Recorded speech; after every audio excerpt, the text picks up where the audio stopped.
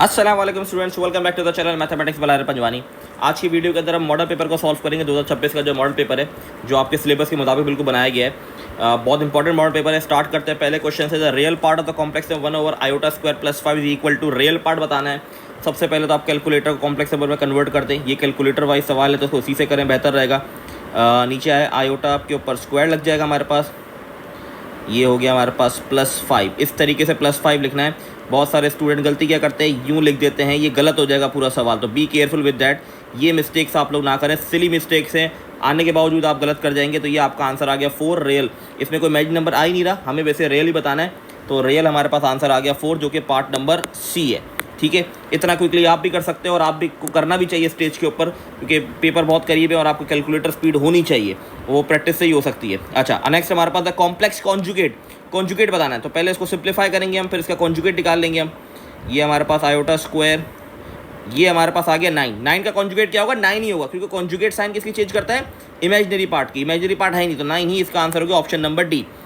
Third वाला MCQs जो repeated है, पास पेपर का है, तो ये बेसिकली इसका आंसर सी है। जिन्होंने पास पेपर गो थ्रू की है, तैयारी की, उसको पता है ये आंसर कैसे आ रहा है। ठीक है, कोई इतना मुश्किल नहीं है, बहुत सिंपल सा कॉन्सेप्ट है।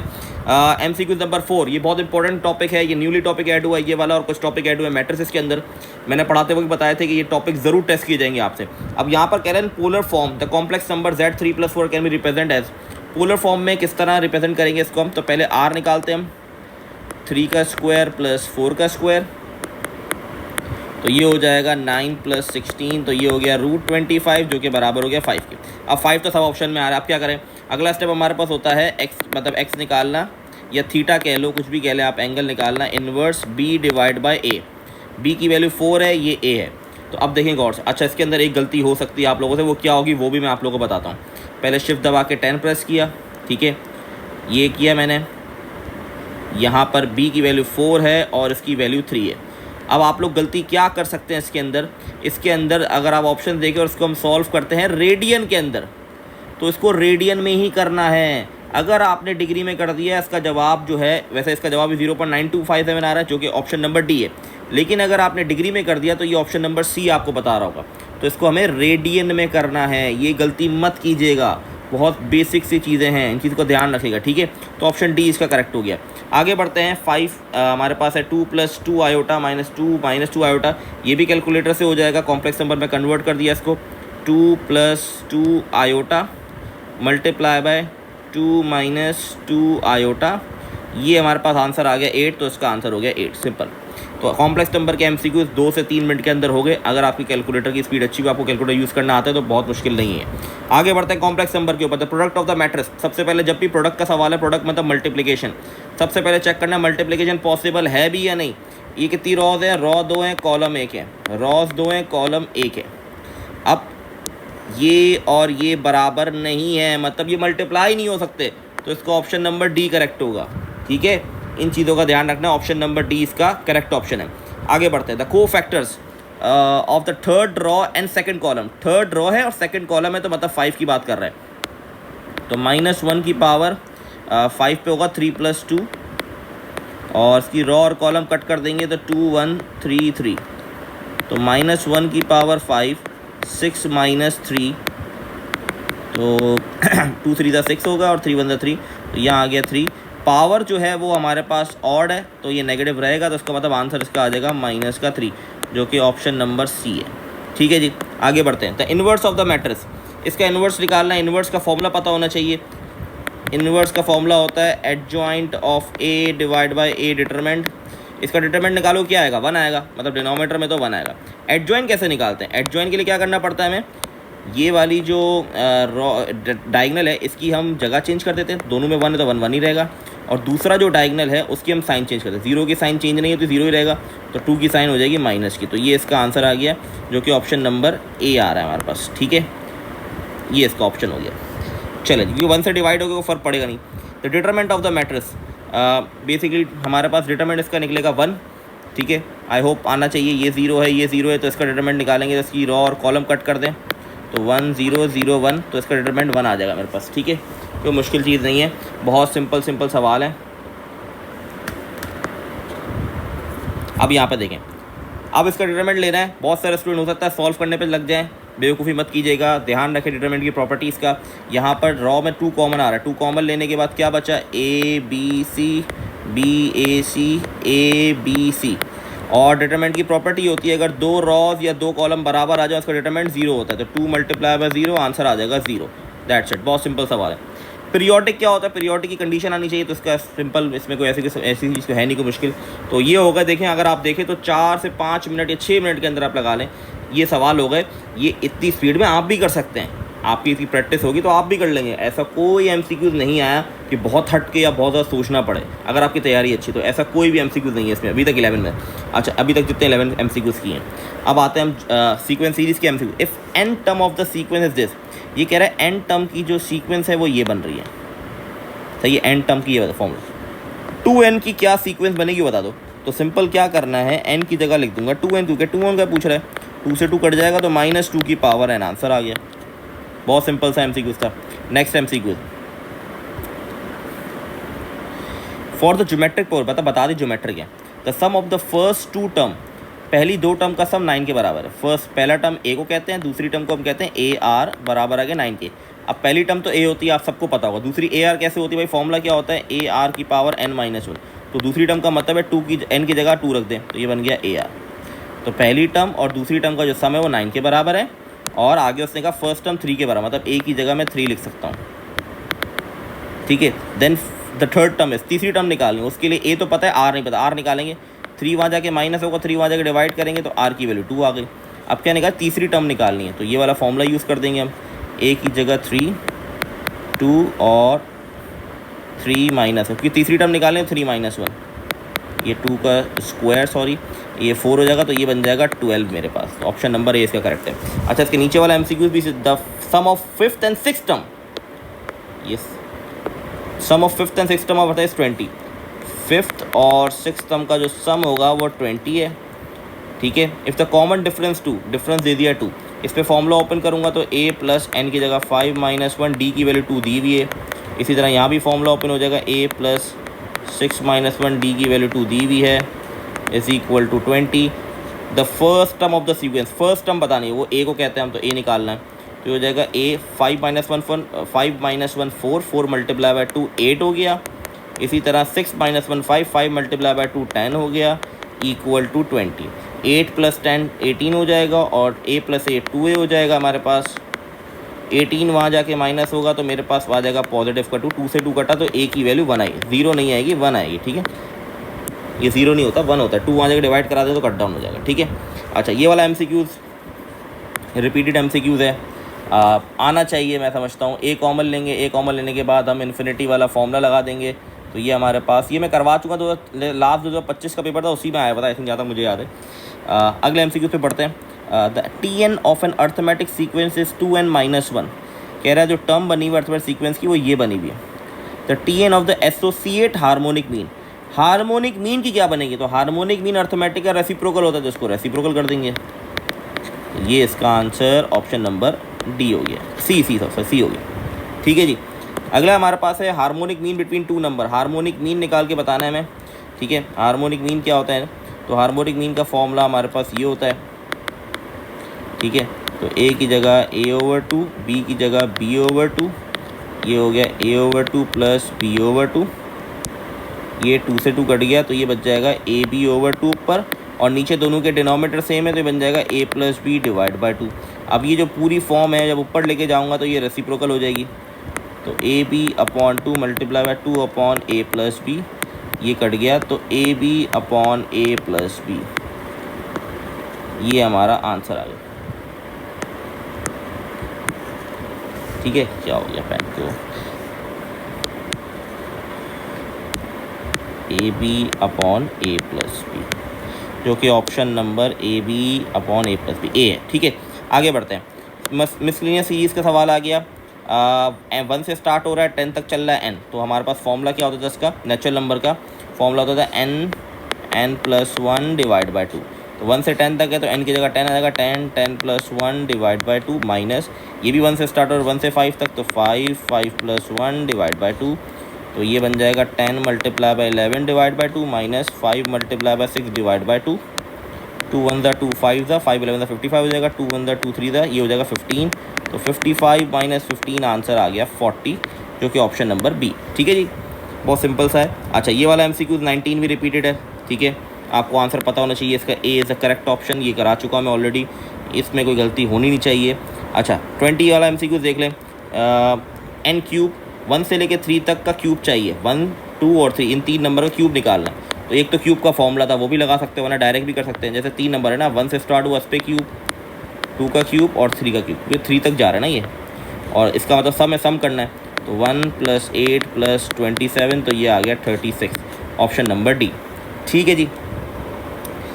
अच्छा जी, अब आ गए परमुटेशन कॉम्बिनेशन पे। p/2 factorial is equal to 6, factorial ख़त्म करना ज़रूरी है। अब यहाँ पर ये नहीं कि p-1 p-2 करके फैक्टोरियल ख़त्म किया जाए, क्योंकि डिनोमिनेटर में ऐसी कोई चीज़ नहीं कि उससे ख़त्म हो जाए। तो यहाँ पर 6 जो है ये हमारे पास होता है 3 का फैक्टोरियल, तो फैक्टोरियल से फैक्टोरियल कट गया, तो p/2 इक्वल टू 3, 2 वहाँ जाके मल्टीप्लाई होगा, तो p की वैल्यू आ गई 6, तो ये इसका 6 आंसर होगा पॉजिटिव। ठीक है। अच्छा, possible number of arrangement of the letter of the word systematic taking all at a time is equal. Systematic की हमें अरेंजमेंट, पॉसिबल अरेंजमेंट बतानी है। कितने लेटर थे, 1 2 3 4 5 6 7 8 9 10, 10 है तो 10 फैक्टोरियल आ गया। नीचे हम क्या लिखते हैं, जो रिपीटेड होता है, रिपीट कौन सा, एस रिपीट हो रहा है 2 टाइम्स, तो 2 फैक्टोरियल, और कोई रिपीट है, टी भी 2 टाइम्स रिपीट हो रहा है, तो 2 फैक्टोरियल, और कोई रिपीट नहीं हो रहा, तो इसका आंसर ये ए हो गया। ठीक है जी, आगे बढ़ते। ये बहुत इंपॉर्टेंट है, इसको ध्यान सुनिएगा। ये बेसिकली ट्री डायग्राम कहलाती है, इसका शायद मैंने जिक्र किया हो, लेकिन इसको बहुत ध्यान से समझना है आपने। ठीक, क्वेश्चन में हमारे पास, the man goes to a bakery where he find samosa, vegetable rolls and potato cutlets, they are serve with chutney और ketchup, the tree diagram with illustrating the given situation for all the possible combination will be. अब tree diagram basically combination बनाने के लिए भी काम आती है, जो यहाँ पर आपको ऑप्शन दिए गए। अब आपके पास 3 ऑप्शन, जब आप बेकरी में गए, ठीक है, तो मुझे ये देखना है कि 3 ऑप्शन कहाँ पर मुझे मिल रहे हैं इन डायग्राम के अंदर। ठीक है, अब कैसे पता चलेगा, देखें, समोसे को एस से किया गया, वेजिटेबल रोल को आर से किया गया, पोटैटो कटलेट्स को पी से रिप्रेजेंट किया।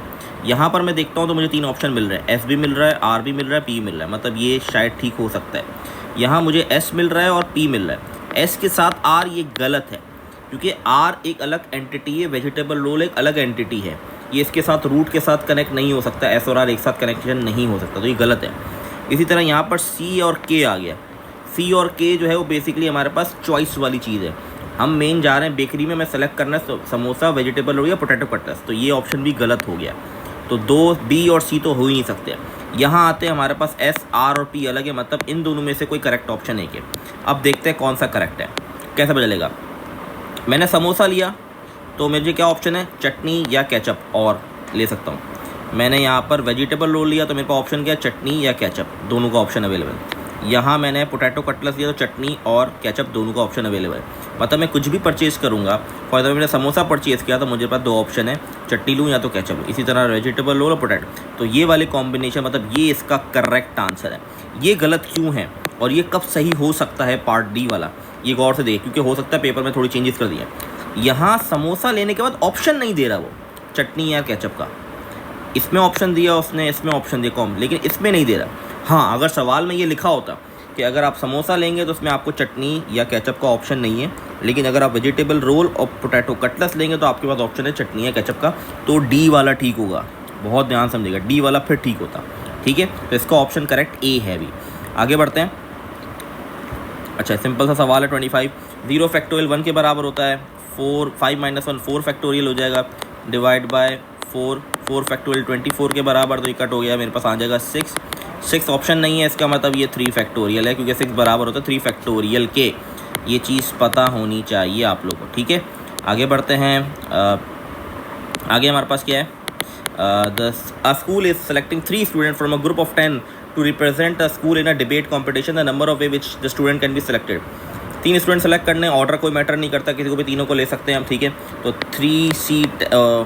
10C3 सॉरी 10 में से 3 सेलेक्ट करने ना, उल्टा लीजिए, मतलब 10C3, या इसको इस तरह भी कह सकते हैं, 10 और 3 इस तरह भी लिखा जा सकता है, हो सकता है ऑप्शन इस तरह गिवन, इसलिए मैं कह रहा हूँ। ठीक है, तो यहाँ हमारे पास क्या है, 10C3, यह आंसर आ गया 120। ठीक है जी, आई होप क्लियर होगा। आगे बढ़ते हैं। MCQ नंबर 26, मैथमेटिकल इंडक्शन के चैप्टर पे आ गए। With the reference of the principle of mathematical induction the true statement for m is equal to 1, हमें बताना है m is equal to 1 put करने से कौन सी कंडीशन ट्रू होगी। अगर मैं यहाँ 1 पुट करता हूँ तो 1 + 1 क्या हो जाएगा, 2 हो जाएगा, मतलब 5 का स्क्वायर मेरे पास क्या होता है 25। 25 किससे मल्टीप्लाई हो रहा है मेरे पास 6 से 25 मल्टीप्लाई बाय 6 तो 150 में प्लस करूँगा 5 तो मेरे पास बन जाएगा 155। अब वो कह रहा है डिविजिबल 3 से 155 डिवाइड बाय 3 कर रहा हूँ, डिविजिबल नहीं हो रहा, पॉइंट में आंसर आ रहा है। अगर मैं यहाँ पुट करता हूँ तो 1, सब जगह 1 ही पुट करना है, तो ये भी स्क्वायर हो जाएगा 25 मल्टीप्लाई बाय 7 + 5। ये कह रहा है 3 से डिविजिबल है, डिवाइड बाय 3 क्या ये डिवाइड हो गया, तो ये इसका करेक्ट आंसर होगा। क्योंकि यहाँ पर जब 1 पुट करूँगा तो 1 - 1 क्या हो जाएगा 0, 5 की पावर 0 1 के बराबर, तो बच जाएगा 5 + 6 तो 11 5 से डिविजिबल नहीं होता। यहाँ भी मेरे पास बन जाएगा 12 5 से डिविजिबल नहीं होता, तो ऑप्शन नंबर बी इसका करेक्ट है। बड़ा सिंपल सा सवाल था, कोई इतना मुश्किल सवाल नहीं था। The third term in the expansion a - 2b, third term formula पता होना चाहिए tr + 1 NCR a की power n - r br, formula sheet में गिवन है, सही है। थर्ड टर्म निकालनी है, इसका मतलब r की वैल्यू 2 होगी, ठीक है। n ये 6 हो गया मेरे पास, 6c2 a हमारे पास a के बराबर है, तो 6 - 2 ये -2b, माइनस लेना बहुत ज़रूरी है, r की वैल्यू 2 है, बहुत ध्यान से चीज़ों करना है, बहुत सिंपल है सवाल है। थर्ड टर्म अब यह क्या 6c2 15 आ गया, यहाँ a की पावर 4 बन जाएगा, ये स्क्वायर इस पे अप्लाई होगा तो नेगेटिव पॉजिटिव हो जाएगा और ये बन जाएगा 4b², 4 15 60 आ गया, a की पावर 4b²। तो ये कौन सा ऑप्शन मैच कर रहा है, ऑप्शन नंबर ए।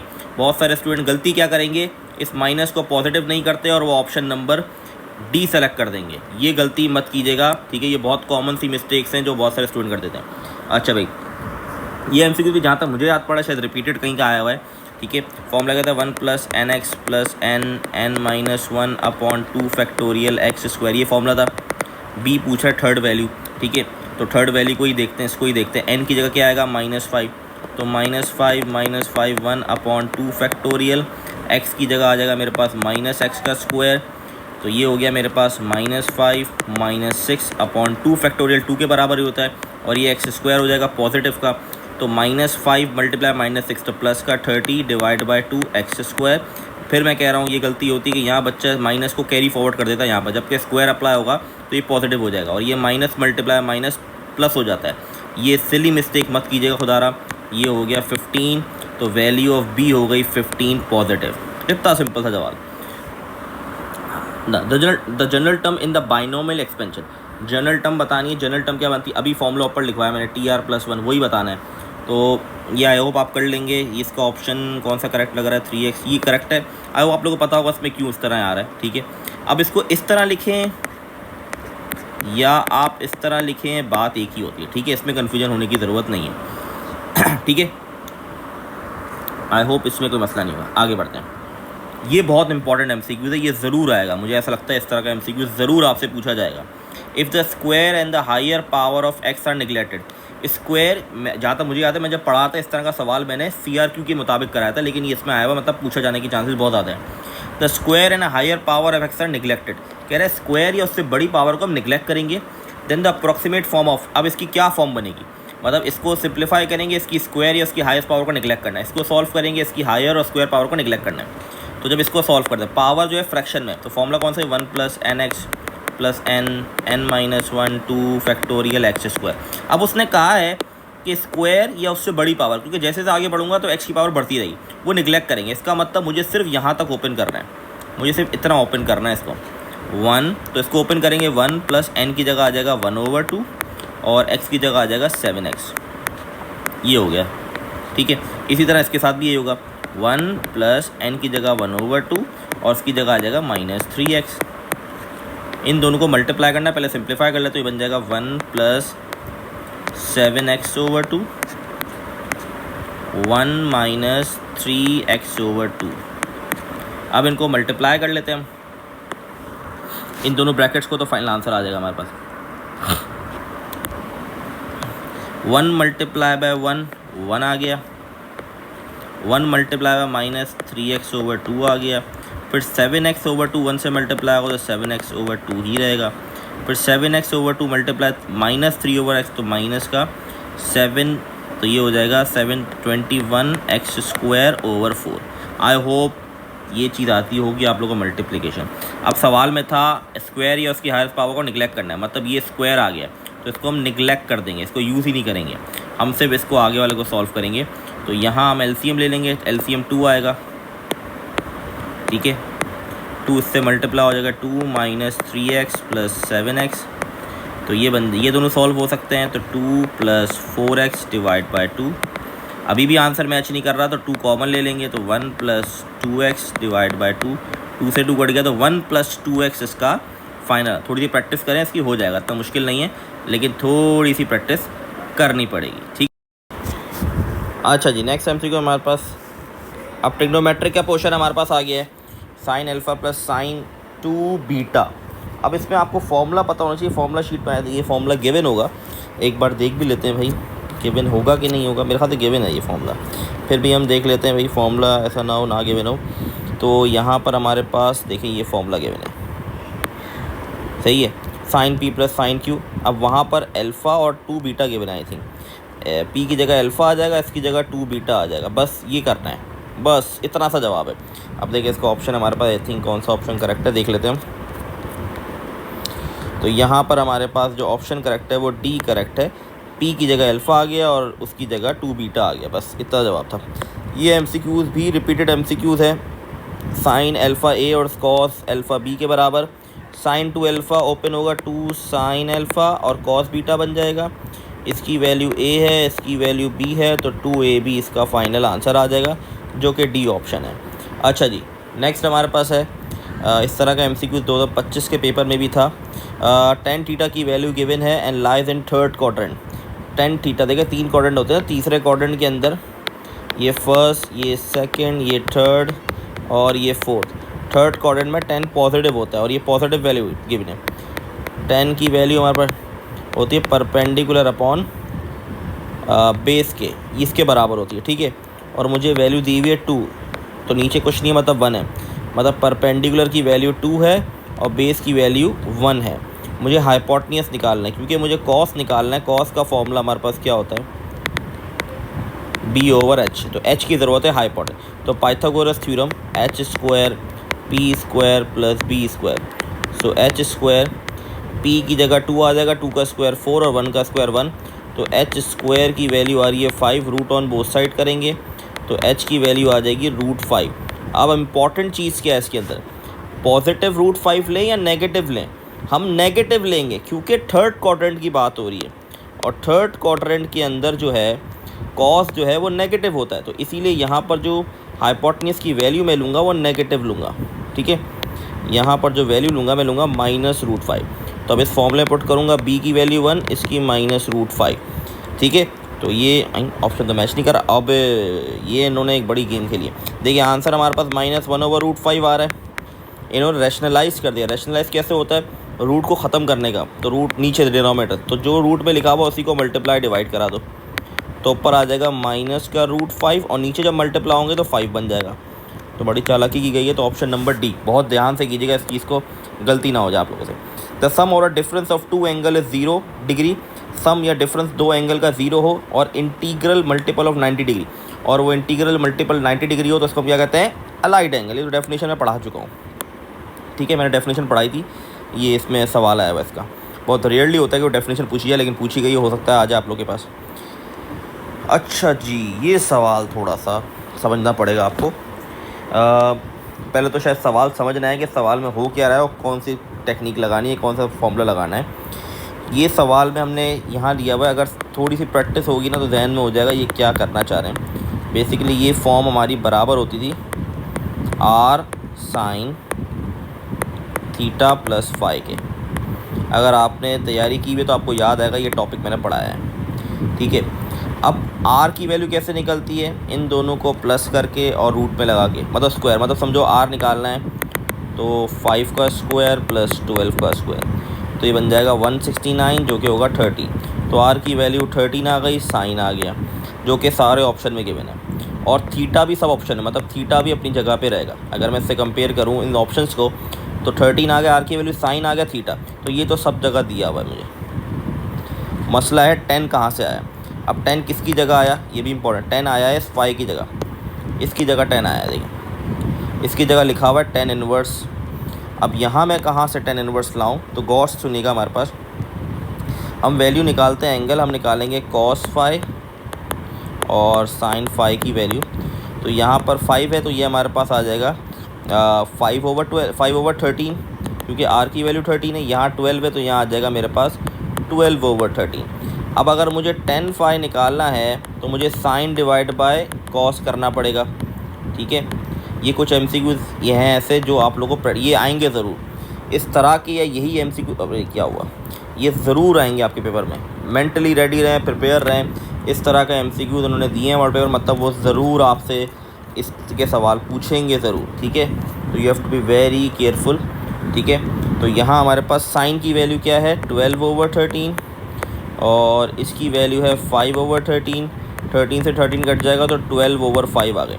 तो यहाँ पर हमारे पास आ जाएगा प्लस, अच्छा 10 को वहाँ ले जाऊँगा इन्वर्स हो जाएगा, तो इस 5 की जगह मैं लिख सकता हूँ 10 इन्वर्स 12/5। तो इसका ऑप्शन मेरे पास B मैच कर रहा है, ठीक है जी। The range of sine over cos, sine over cos की रेंज बतानी है। साइन ओवर कॉस किसके बराबर होता है, 10 के बराबर होता है। तो 10 की रेंज क्या होती है, सारे रियल नंबर। 10 की रेंज अगर आपको याद हो तो सारे रियल नंबर्स होते हैं, ठीक है। ये तो आप लोगों ने पढ़ा हुआ है, इसमें तो कोई इशू होना नहीं चाहिए आप लोगों को, ठीक है। अच्छा जी आगे बढ़ते हैं। Which of the following function is even, even function की क्या कंडीशन थी भाई, एंगल की जगह नेगेटिव डाल दो, ठीक है। अगर मैं यहाँ इवन फंक्शन की कंडीशन हमारे पास आपको पता हो, याद हो, तो हमारे पास क्या थी कि अब माइनस एंगल डालें तो वापस से सवाल बन जाए, ये कंडीशन थी। अब इसमें मैं एंगल को नेगेटिव कर दिया, यहाँ भी एंगल को मैंने नेगेटिव कर दिया। तो कॉस की खासियत ये है कि वो अपने एंगल को पॉजिटिव कर दे, चाहे स्क्वायर लगाओ या ना लगाओ। तो ये तो पॉजिटिव हो गया, लेकिन साइन क्या करता है, अपने नेगेटिव को बाहर लिख देते, या बाहर साइन आ गया। तो ये जो सवाल बन गया ये ऑड बन गया, इवन तो नहीं बना, मतलब ऑप्शन 1 तो करेक्ट नहीं है, सही है, पहला वाला ऑड बन गया। दूसरे वाले बात है साइन थीटा और tan theta, sine minus theta, tan minus theta. Sine और टेन दोनों अपने साइंस को बाहर फेंक देते हैं, तो 2 माइनस बाहर आ गए, साइन थीटा टेन थीटा, तो माइनस माइनस प्लस हो जाएगा। तो आंसर वापस से सवाल बन गया, इसका मतलब ये इवन नंबर है, मतलब इवन फंक्शन है, ठीक है। A trigonometric function that is not defined at theta is equal to 90 degree. 90 degree में कौन डिफाइंड नहीं होता, वो होता है टेन थीटा होता है, ठीक है। आप लोग ये कर सकते हैं, कोई इतना मुश्किल चीज़ नहीं है। वैसे इसको करने का तरीक़ेकार क्या होता है वो भी समझ लें। टेन थीटा किसके बराबर होता है हमारे पास, sine theta over cos theta, ठीक है। जब मैं यहाँ 90 पुट करूँगा तो नीचे डिनोमिनेटर में 0 आ जाएगा, ठीक है। तो ये अनडिफाइंड हो जाएगा। अगर इसको देखूँ तो ये बनता है मेरे पास cos theta over sine theta, तो यहाँ ऊपर 0 आएगा, ठीक है। तो यहाँ पर हमारे पास डिफाइंड हो जाएगा, ये अनडिफाइंड नहीं होगा, ठीक है। तो यहाँ पर नीचे बना आ जाएगा, तो उसका आंसर 0। अनडिफाइंड इस पर आ रहा है तो इसलिए टेन थीटा इसका, एक बार देख भी लेते हैं ना, हम कर लेते हैं ताकि कोई शक व शुबहत आ रहा है। पहले हम कन्वर्ट कर देते हैं डिग्री में, तो ये हो गया मेरे पास, अच्छा ये मैंने साइन, पहले हम लिखते हैं साइन 90 डिवाइड बाय कॉस 90, ये 10 का दिखा, तो ये आ गया मैथ एरर, मतलब अनडिफाइंड। इसी को हम थोड़ा चेंज कर दें, कॉस 90 डिवाइड बाय साइन 90, तो ये आ जाएगा 0। तो 0 एक्सेप्टेबल है, अनडिफाइंड किस पे होगा, 10, ठीक है। अच्छा, द मैक्सिमम वैल्यू, मैक्सिमम का फॉर्मूला आपको पता है, होना भी चाहिए, बड़ा सिंपल सा है, a प्लस b, इस तरह फॉर्मूला था मैक्सिमम का, मैक्सिमम प्लस कर देते हैं। तो a की वैल्यू -2 प्लस 4, तो आंसर आ गया 2, पॉजिटिव का 2। अच्छा, द फंक्शन थीटा प्लस 2 पाई, 2 पाई का मतलब क्या होता है, 360 डिग्री। 360 डिग्री है हमारे पास, तो इसका मतलब एंगल चेंज, मतलब वो रेशो चेंज नहीं होगा, तो कॉस थीटा हमारा आंसर हो गया, ठीक है। प्लस हो रहा है, 360 प्लस करेंगे तो वो फर्स्ट क्वाड्रेंट में चले जाएगा। ये मैं पूरी कॉन्सेप्ट में सिखा चुका हूँ, तो आई होप, मैं समझता हूँ ये चीज़ें आ गई होंगी। अगर आपने सारी वीडियोस गो थ्रू की हुई हैं तो ये कॉन्सेप्ट आपको। अच्छा, कुछ MCQs जैसे मैं आपको फिर कह रहा हूँ, ये एमसीक्यूज नंबर 36, ये थोड़ा डिफरेंट टाइप ऑफ एमसीक्यूज था, ठीक है, जो कहीं फंसाया जा सकता है आपको, ठीक है, इसको थोड़ा पक्का कर लीजिएगा।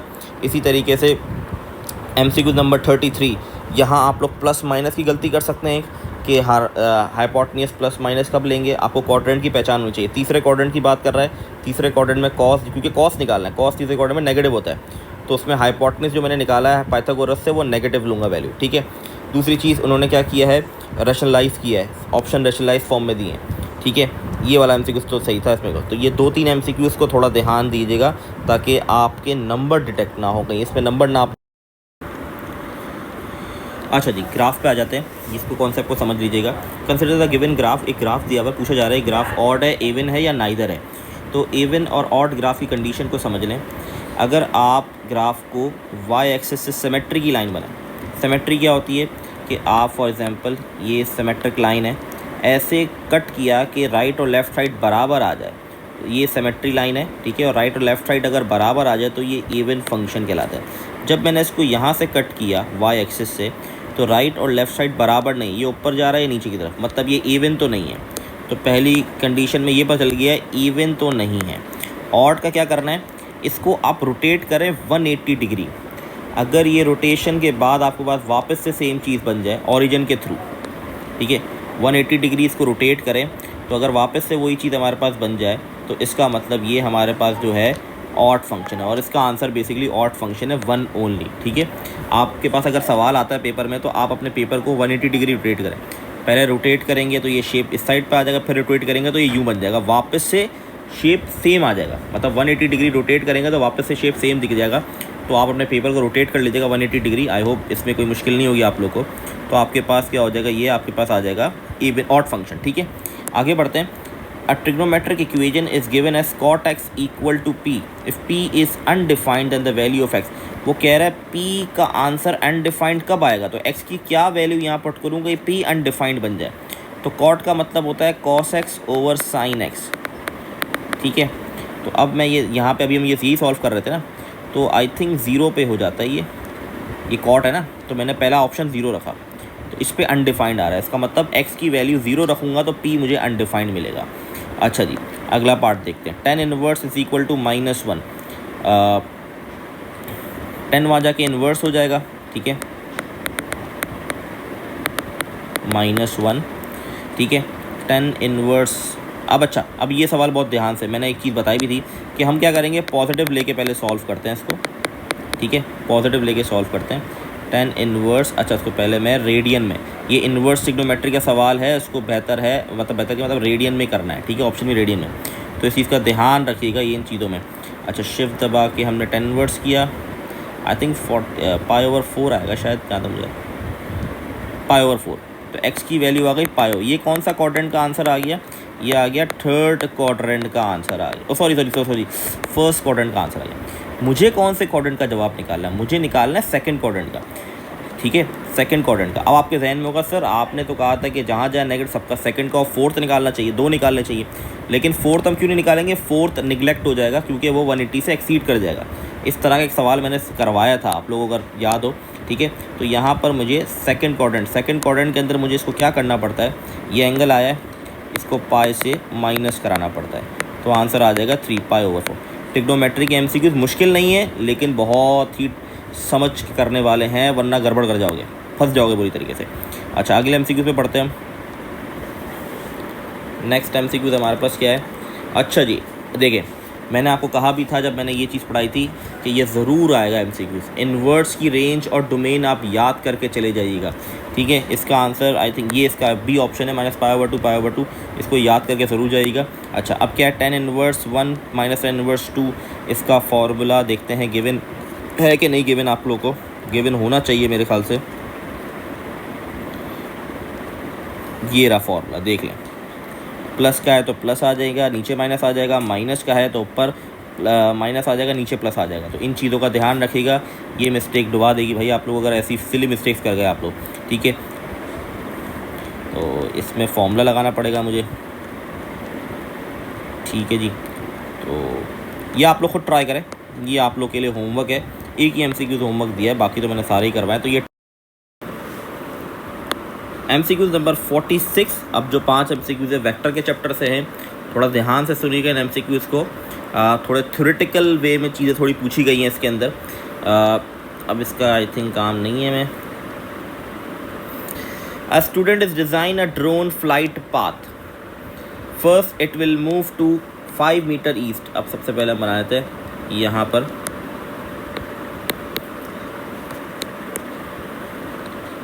पर हम बना लेते हैं north, south, east and waste.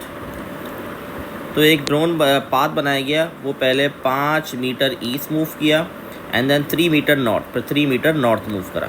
ये एक drone. Another student suggest reverse step. एक और स्टूडेंट ने सजेस्ट किया रिवर्स स्टेप। तो रिवर्स स्टेप क्या होगा, 3 मीटर नॉर्थ पहले हुआ और फिर हमारे पास 5 metre east. If the student follow the reverse path north then east, the final position compare to the original path will be. तो फाइनल पोजीशन क्या होगी वो बतानी है। Follow the same trajectory, follow a curve path, curve तो है नहीं यहाँ पर। End up the same position due to commutative property, end up at the same due to associative. अच्छा, इसका ऑप्शन सी करेक्ट होगा जहाँ तक मेरा अंदाज़ा है। क्यों, बेसिकली यहाँ पर अगर एक पाथ है ई जा रहा है फिर एन जा रहा है, मतलब ईस्ट जा रहा है फिर, तो ये मेरे पास बन जाएगा ए प्लस बी। ठीक है, एक पहले ई की तरफ मूव किया ईस्ट की तरफ और फिर नॉर्थ की तरफ, ए प्लस बी। अब उसका उल्टा पाथ करेंगे तो क्या होगा, बी प्लस ए, और दोनों बराबर होंगे। तो इसलिए इसका आंसर हमारे पास होगा part number C, the end up at the same position due to community property. Associative में 2 से ज़्यादा अगर वेक्टर्स आ जाते या तीसरा स्टूडेंट भी आ जाता तो हम एसोसिएटिव पे चले जाते। The geometrical representation of vector K L is shown in the given diagram. The vector K L, K का अगर देखें तो पॉइंट क्या बन रहा है, 2,1, और इसका बन रहा है मेरे पास -1,3। के एल निकालना है तो इसका मतलब एल माइनस के करना पड़ेगा। एल की वैल्यू -1,3 है, इसकी वैल्यू 2,1, तो -1 और -2 तो माइनस का 3 और 3 - 1 2 आ गया, तो -3i + 2j। तो ये ऑप्शन नंबर सी इसका हो गया। ठीक है, ये सिंपल सा था, इसमें कोई ऐसी मुश्किल चीज़ नहीं थी। अच्छा जी, 48। If A dot B is 0, मतलब डॉट प्रोडक्ट 0 है, A B must be perpendicular, A B perpendicular unit vectors which are the following option justify the given statement. ये थोड़ा सा ट्रिकी है। ट्रू कह रहा है, पहला कंडीशन कह रहा है वो ट्रू है, वेक्टर आ यूनिट है परपेंडिकुलर बिकॉज ये डॉट प्रोडक्ट इज़ 0। अच्छा, डॉट प्रोडक्ट जो होता है, जो परपेंडिकुलर कहलाता है, वो कब कहलाता है, वो हमारे पास जब कहलाता है परपेंडिकुलर जब हमारे पास एंगल। अब अच्छा, फॉर्मूला क्या होता है, हमारे पास फॉर्मूला ये होता है,